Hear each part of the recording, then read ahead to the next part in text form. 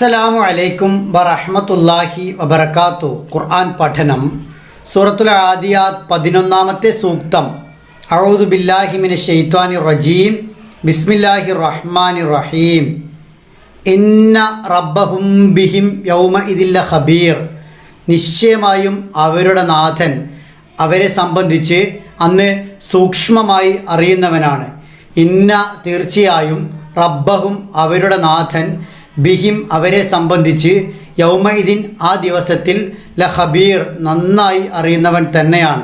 ഹൃദയങ്ങളിലുള്ളതെല്ലാം പുറത്തെടുക്കുന്ന ഒരു ഖിയാമത്ത് നാളിനെ കുറിച്ചാണ് മുൻ സൂക്തത്തിൽ പരാമർശിച്ചത്. വഹുസ്സില മാഫി സുദൂർ. ഈ അധ്യായം അവസാനിപ്പിച്ചുകൊണ്ട് അള്ളാഹു പറയുന്നത് ഇന്ന റബ്ബഹും ബിഹിം യൗമഇദിൽ ലഖബീർ.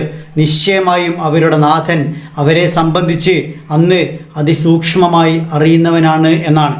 അള്ളാഹു എന്നും അറിയുന്നവനാണ്. പിന്നെ എന്താണ് അന്ന് സൂക്ഷ്മമായി അറിയുന്നവനാണ് എന്ന് പറയാൻ കാരണം? അള്ളാഹുവിനെ സംബന്ധിച്ചിടത്തോളം മഹ്ശറ വൻ സഭയിൽ വിചാരണ കോടതിയിൽ അവനാണ് വിചാരണ ചെയ്യുന്നത്, അവനാണ് വിധി നടപ്പിലാക്കുന്നത്. അഥവാ അവൻ്റെ അധികാരവും അവൻ്റെ വിധിയും മാത്രം നടപ്പാകുന്ന ഒരു ലോകമാണ് അത്. ഭൂമിയെപ്പോലെ വേറെ വേറെ അധികാരികളും വിധി കൽപ്പിക്കാൻ വേറെ വേറെ കോടതികളും അതിന് ഉത്തരവാദിത്തപ്പെട്ട ആളുകളുമൊന്നും അന്ന് ഉണ്ടാവുകയില്ല. പൂർണ്ണമായും അള്ളാഹുവിൻ്റെ അധികാരത്തിലായിരിക്കും അന്ന് കാര്യങ്ങൾ നടക്കുക. അള്ളാഹുവിൻ്റെ സൂക്ഷ്മമായ അറിവിൻ്റെ അടിസ്ഥാനത്തിലാണ് അന്ന് വിധി കൽപ്പിക്കുക. പ്രത്യേകിച്ച് മനുഷ്യൻ്റെ ഉള്ളത്തെ സംബന്ധിച്ച്, അവൻ്റെ അകത്തെ സംബന്ധിച്ച് വളരെ കൃത്യമായി അള്ളാഹു വിലയിരുത്തലിന് വിധേയമാക്കും. സാധാരണഗതിയിൽ നമുക്കൊരു കാര്യം തീരുമാനിക്കാനും വിധിക്കാനും കഴിയുക ബാഹ്യമായ അതിൻ്റെ പ്രവർത്തനങ്ങൾ നോക്കി, അതിൻ്റെ അനുഭവങ്ങൾ നോക്കിയാണ്. എന്നാൽ പരലോകത്തെ വിധി എന്നത് ബാഹ്യ പ്രവർത്തനങ്ങൾ മാത്രം നോക്കിയല്ല, എന്തിനു വേണ്ടി, ആർക്ക് വേണ്ടി പ്രവർത്തിച്ചു, ആ പ്രവർത്തനത്തിൻ്റെ പിന്നിലെ പ്രചോദനമെന്ത് എന്ന് കൃത്യമായി പരിഗണിക്കും.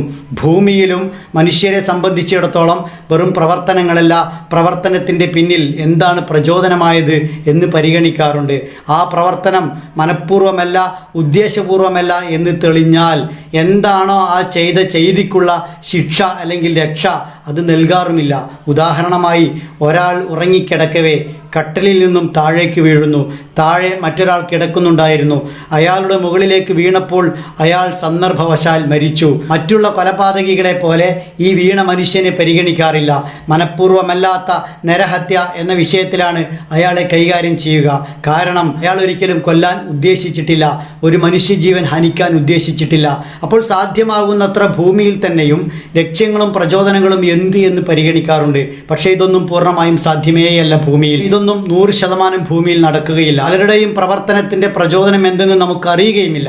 ആളെ കാണിക്കാൻ ചെയ്തതോ, ജനങ്ങളുടെ മുന്നിൽ പറയിപ്പിക്കാൻ ചെയ്തതോ, ജനങ്ങൾ എന്തു കരുതും എന്ന് കരുതി പ്രവർത്തിച്ചതോ, ദാനം ചെയ്തതോ, ഉപകാരം ചെയ്തതോ ഒക്കെയാവാം, ഒന്നും അറിയില്ല. എന്താണ് മനസ്സ്, എന്തുദ്ദേശത്തിലാണ് കൊടുത്തത്, എന്തുദ്ദേശത്തിലാണ് സഹകരിച്ചത്, എന്തുദ്ദേശത്തിലാണ് പോയത്, എന്തുദ്ദേശത്തിലാണ് അങ്ങനെ ചെയ്തത് എന്നതെല്ലാം കൃത്യമായി പരിഗണിച്ചാണ് അള്ളാഹു പരലോകത്ത് ശിക്ഷ വിധിക്കുക.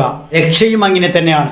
എത്ര വലിയ ദാനം നൽകിയ സമ്പന്നനാണെങ്കിലും ആ ദാനം അള്ളാഹുവിൻ്റെ പ്രീതിക്ക് വേണ്ടി ആയിരുന്നില്ലെങ്കിൽ, ജനങ്ങളിൽ നിന്നും കയ്യടി നേടാനോ അവർ പ്രശംസിക്കാനോ വേണ്ടി ആയിരുന്നുവെങ്കിൽ ഒരിക്കലും അള്ളാഹു പ്രതിഫലം നൽകില്ല. അയാൾ സ്വയം കൊതിക്കാത്തത് എന്തിന് അള്ളാഹു നൽകണം? എല്ലാ വിഷയത്തിലും ഇങ്ങനെയാണ്.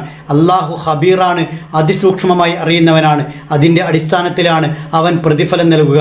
വിശുദ്ധ ഖുർആനിൽ 25-ലേറെ സ്ഥലങ്ങളിൽ വ്യത്യസ്ത വാക്കുകളിൽ അള്ളാഹു നിങ്ങളുടെ പ്രവർത്തനങ്ങളെ സംബന്ധിച്ച്, ചെയ്തികളെ സംബന്ധിച്ച് ഖബീറാണ് എന്ന് പറയുന്നത് കാണാൻ കഴിയും. അതേ സംഗതിയാണ് ഈ അധ്യായം അവസാനിപ്പിച്ചുകൊണ്ട് അള്ളാഹു പറയുന്നത്. ഈ സൂക്തം പാരായണം ചെയ്യുമ്പോൾ 2 അക്ഷരങ്ങൾ പ്രത്യേകം ശ്രദ്ധിച്ച് ഉച്ചരിക്കുക. ഖ ഖ വേൽ വേൽ. ഇന്ന നൂൻ ഇരട്ടിച്ച് വന്നിരിക്കുന്നു. മണിച്ച് അഥവാ രാഗത്തോടെ ഓതുക. റബ്ബഹും ബിഹിം സുക്കൂനുള്ള മീമിന് ശേഷം ബാ വന്നിരിക്കുന്നു. മീമിൻ്റെ ഇഖ്ഫാ മറച്ച് മണിക്കുക. യൗമഇദിൽ ഖബീർ തൻവീനിന് ശേഷം ലാമ് വന്നിരിക്കുന്നു.